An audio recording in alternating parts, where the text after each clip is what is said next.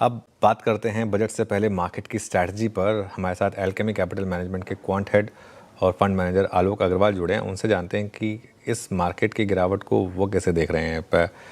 आलोक, good morning. काफ़ी ख़राब रहा है मार्केट और अब तो एक कहीं ना कहीं पेन जो है वो जिसे कहते हैं पोर्टफोलियो में बुरी तरीके से दिख रहा है। लोगों के पोर्टफोलियो 30-30, 40-40% नीचे हैं। ऐसा क्या हुआ है मार्केट में और अब आप इस मार्केट को कैसे अप्रोच कर रहे हैं? Good morning Anuj. Yes, broader market, overall markets ही काफी करेक्शन मोड में रहे हैं। पिछले 16 महीनों से हम करेक्शन देख रहे हैं। लोकल न्यूज़ और लोकल जो डेटा आए वो भी बहुत सपोर्टिव नहीं थे, और साथ साथ में ग्लोबल सेंटिमेंट जो जियोपॉलिटिकल इवेंट है उसके वजह से वीक हो रखा है। तो ये साल जब शुरुआत हुई तो शुरू में हमें जीएसटी के नंबर्स मिले जो कि नवंबर मंथ के दिसंबर में कलेक्शन हुए थे, एंड वो नंबर भी अगेन सिंगल डिजिट ग्रोथ पे आया, जो 7वां स्ट्रेट महीना है जहां GST collection growth single digit में है। जीएसटी नंबर काफी हद तक नॉमिनल जीडीपी नंबर के आसपास होता है, तो इस वजह से उसका ग्रोथ करना एक इंडिकेशन होगा कि वहां पे नॉमिनल जीडीपी भी जोर से ग्रो करेगी। साथ ही साथ कैपेक्स के नंबर्स भी लो आए, क्योंकि ऑफकोर्स द टोटल जो टैक्स रेवेन्यू है गवर्नमेंट की वो भी रिलेटिवली कम आ रही है। तो लोकल साइड में जो इकोनॉमिक डेटा है, data balance sheet wise strong है, डेफिसिट वाइज स्ट्रांग है, लेकिन ग्रोथ जो है वो थोड़ी कम नजर आ रही थी। यही चीज हमें कॉर्पोरेट अर्निंग्स में भी देखने को मिल रही है अभी तक। लेकिन जब ये जियोपॉलिटिकल न्यूज साथ में आई, स्पेशली ग्रीनलैंड वाली और वेनेजुएला वाली, उसके वजह से जो ओवरऑल वॉलेटिलिटी ग्लोबली पिकअप कर रही है, वहां हमारे मार्केट्स में भी इसका इम्पैक्ट दिख रहा है। लेकिन लास्ट 16 महीने के करेक्शन के बाद, स्पेशली पिछले साल emerging markets and world markets को मेजरली अंडर परफॉर्म करने के बाद द रिस्क रिवॉर्ड हमारे मार्केट का काफी सुधर गया है। जो सेगमेंट, सेक्टर्स एंड स्टॉक्स में ग्रोथ विजिबिलिटी बढ़ रही है, अच्छी है, वहां पे खरीदने का ये बहुत अच्छा मौका है। तो इस समय आपकी टॉप थीम्स क्या होंगी बाय करने के लिए आलोक इस मार्केट में? तो जो सबसे ब्रॉडर थीम्स है जहां ग्रोथ बहुत स्ट्रक्चरल नजर आ रही है, एक तो ग्लोबल साइड में है जो कि प्रेशियस मेटल्स और नॉन फेरस मेटल्स की तरफ में है। वहां पे स्ट्रक्चरल बूम, स्ट्रक्चरल ग्रोथ है, and most of this metals में जो डिमांड है वो सप्लाई से काफी ज्यादा है। तो जिसके वजह से उनमें operating leverage and financial leverage दोनों देखने को मिल रहा है। कंपनीज के रिजल्ट्स भी बहुत अच्छे आ रहे हैं, तो वो सेक्टर काफी हद तक पॉजिटिव है। डोमेस्टिक मार्केट्स में हमने देखा था पिछले दशक में, जो हमारे सेवर्स हैं इंडिया के, उन्होंने ज्यादातर पैसे बैंकों में डाले थे, एंड बैंक से डिपॉजिट्स बढ़ने की वजह से प्राइवेट बैंक स्पेशली काफी अच्छा किए थे प्रीवियस डिकेड में। इस डिकेड में हम लोग देख रहे हैं कि ज्यादा डिपॉजिट्स की तरफ नहीं जाके ज्यादा पैसे कैपिटल मार्केट्स में आ रहे हैं। ओवरऑल कैपिटल मार्केट जो सेगमेंट है, क्योंकि यहाँ पे रिटेल इन्वेस्टमेंट्स काफी हद तक बढ़ रही है, डोमेस्टिक सेविंग्स काफी इसमें चैनलाइज हो रही है। पूरे capital market segment, right from exchanges, wealth managers, asset managers to brokers, वो पूरे सेगमेंट में काफी अच्छी ग्रोथ देखने मिल रही है। और इस करेक्शन में वो भी करेक्ट हुए हैं, तो वहां पे जाके काफी अट्रैक्टिव पोजिशनिंग बनती है। थर्ड सेगमेंट आता है लेंडिंग सेगमेंट, जहां पे ग्रोथ देखने मिल सकती है। हालांकि रेपो रेट कट हो रहे हैं, बट अगर हम 10 ईयर यील्ड्स को देखें तो वो मल्टी मंथ हाइज बना रहे हैं। तो मार्केट्स क्लियरली ट्राई प्राइसिंग करने की कोशिश कर रहे हैं कि rate cuts towards the end है। तो राइजिंग रेट के वक्त में एनबीएफसी के बजाय बैंक्स बेटर करते हैं, एंड विद इन बैंक्स जो पीएसयू बैंक्स और स्मॉल प्राइवेट बैंक्स हैं वो बेटर कर रहे हैं compare to large private banks. तो ये 3 सेगमेंट में हमारा व्यू ज्यादा पॉजिटिव है। ओके, हेलो जी, नमस्कार। वीरेंद्र बोल रहा हूँ। मतलब मेरे लिए भी जब आपने ये बोल दिया कि 3 मेरे कन्विक्शन आइडियाज, उसके बाद चौथा मैं क्या लेके आऊँ, मैं ये सोच रहा हूँ किस चीज़ से बात करूँ। लेकिन चर्चा का विषय है इस वक्त आईटी, है ना। आपने इन्फोसिस के नंबर्स देखे और उसके बाद आप कुछ मिड कैप कंपनी के नंबर भी देख चुके हैं, बट अब तक जिस डेटा पॉइंट ने सुर्खियों में छाया रहा वो था इन्फोसिस का अपनी गाइडेंस को बढ़ाना, फुल ईयर रेवेन्यू गाइडेंस। आपको इन्फोसिस के या फिर मिड कैप आईटी के नंबर्स कैसे लगे? हालांकि बाजार क्रैक मोड में है तो अच्छे नंबर्स पे बाजार रिएक्शन खराब ही दे रहा है। आईटी पे क्या कॉल ले रहे हैं आप इस वक्त? वीरेंद्र जी, हम लोग ग्रोथ इन्वेस्टर्स हैं, एंड मार्केट्स ग्लोबली भी इंडिया को एक ग्रोथ मार्केट की तरह ही देखा जाता है, एंड आईटी सेक्टर में वो ग्रोथ मिसिंग लिंक है। बहुत हाई क्वालिटी नेम्स हैं, हाई कैश पे हैं, अच्छे डिविडेंड्स पे करते हैं, अच्छे आरओईज हैं, सब कुछ ठीक है, बट वो ग्रोथ मिसिंग है। एंड वो ग्रोथ नंबर्स अगर आप साल दर साल देखें तो वो नीचे ही आ रहे हैं। एंड अगर मैं कंपेयर करूँ पिछले 5-10 साल को कंपेयर टू आने वाले सालों में, तो उनके लिए कॉम्पिटिशन भी बढ़ रहा है और एआई की वजह से उनको कुछ ना कुछ दिक्कतें भी आ रही हैं, चाहे वो रेवेन्यू की तरफ हो या मार्जिन्स की तरफ हो। मोस्ट आईटी कंपनीज में देखने को मिला। कुछ कंपनीज ने अपग्रेड्स दिए, लेकिन अपग्रेड होने के बावजूद भी हायर डबल डिजिट ग्रोथ जिसकी आशा एक इन्वेस्टर को होती है, वो नहीं देखने मिल रही।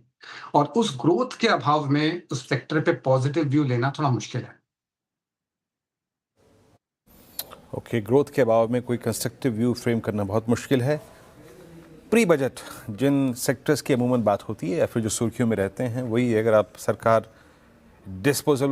डिस्पोजेबल इनकम बढ़ाने का कोई स्कोप छोड़ती है, जैसे कि पिछले बजट में किया था, मिडिल क्लास के पास पैसा अगर और आता है, थोड़ा लिक्विडिटी, तो शायद सबसे पहले जो सेक्टर जहन में आता है वो है एफएमसीजी। इसने बीते एक साल में अगर आप इक्का दुक्का स्टॉक्स को छोड़ दे तो पैसा बना के नहीं दिया। आईटी में पुल बैक आया, बैंक्स ने अच्छा किया, बट एफएमसीजी कहीं भी नहीं रहा रिटर्न्स देने के लिहाज से। इस पर टेक क्या है आपका इस वक्त?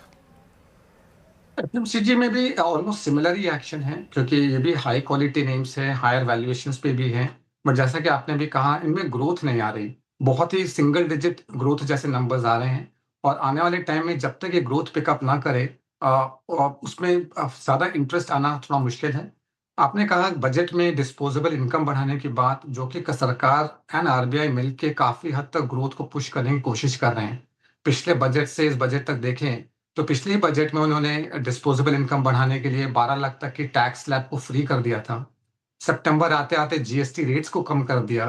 तो सरकार ने अपनी तरफ से स्टिमुलस दिया टैक्सेस कम करके। आरबीआई ने अपनी तरफ से स्टिमुलस दिया सिस्टम में लिक्विडिटी बढ़ाकर और ओवरऑल रेट्स कम करके। जो ओवरऑल रेट्स कम करने से इम्पैक्ट ज़्यादा डिस्क्रिशनरी पर पड़ता है, लेकिन ओवरऑल कंजम्पशन पे हमें बहुत ज़्यादा ग्रोथ देखने मिला नहीं है। ये कहा जा सकता है कि जो स्टेप्स सरकार ने और आरबीआई ने लिए, उसका डिलेड इम्पैक्ट हो सकता है। तो हो सकता है आने वाले महीनों में हम उसका इम्पैक्ट देखें। हमारा मानना है दैट डिस्क्रिशनरी स्पेंडिंग में ग्रोथ आने के चांसेस ज़्यादा हैं कंपेयर्ड टू स्टेपल्स और एफएमसीजी। इसलिए डिस्क्रिशनरी के अंदर में जो सेगमेंट्स में ग्रोथ देखने मिल सकती है, वो सेगमेंट्स में पॉजिटिव व्यू बन सकता है। इसमें ऑटोज़ को कहाँ रखेंगे आप, क्योंकि एक मोमेंटम है यहाँ पर, लेकिन अब वैल्यूएशंस थोड़े महंगे हैं, प्लस ये थोड़ा कंसेंसस बाय भी है इस समय। हाँ, auto sector definitely positive side में है एंड इनमें कुछ सेगमेंट्स ऐसे हैं जिनके मल्टीपल सेगमेंट, जैसे कि चाहे पैसेंजर व्हीकल्स हो, चाहे ट्रैक्टर्स वगैरह हो, कई कंपनीज के मल्टीपल सेगमेंट्स हैं और उन सारे सेगमेंट पे फायर कर रहे हैं। ओवरऑल ईवी एडॉप्शन भी बढ़ रही है, तो कुछ कुछ कंपनीज ऐसी है जिसकी सारे सेगमेंट में फायरिंग हो रही है और वो मार्केट शेयर भी गेन कर रहे हैं प्रॉफिटेबली। उन सेगमेंट्स पे हमारा व्यू काफी पॉजिटिव है और इस करेक्शन में वो अपॉर्चुनिटी भी दे रहे हैं एक अच्छे रिस्क रिवॉर्ड पे एंटर करने के लिए। ओके, अच्छा, ये जो रुपी का मूव है, इसे आप कैसे देख रहे हैं? लगातार एफआई सेलिंग, क्या ये हमारी मार्केट के लिए एक और बड़ी सरदर्द बन सकता है आगे जाते हुए? अब हम 92 की तरफ बढ़ रहे हैं। ये बड़ी असमंजस की बात है कि जहां डॉलर ओवरऑल करेक्ट कर रहा है ग्लोबली, हम उस करेक्टिव डॉलर के अगेंस्ट में भी करेक्ट कर रहे हैं। दोनों तीनों इंपॉर्टेंट चीजें हैं। एक तो एफआईज सेल कर रहे हैं जिसकी वजह से लगातार आउटफ्लो बना जा रहा है एंड एफआई सेल कर रहे हैं, उसके वजह से मार्केट्स भी वीक है। तो ये काफी हद तक विशियस लूप बन गया है कि वीक मार्केट की वजह से वो सेल ऑफ कर रहे हैं एंड उनके सेलिंग से भी रुपी पे इम्पैक्ट आ रहा है।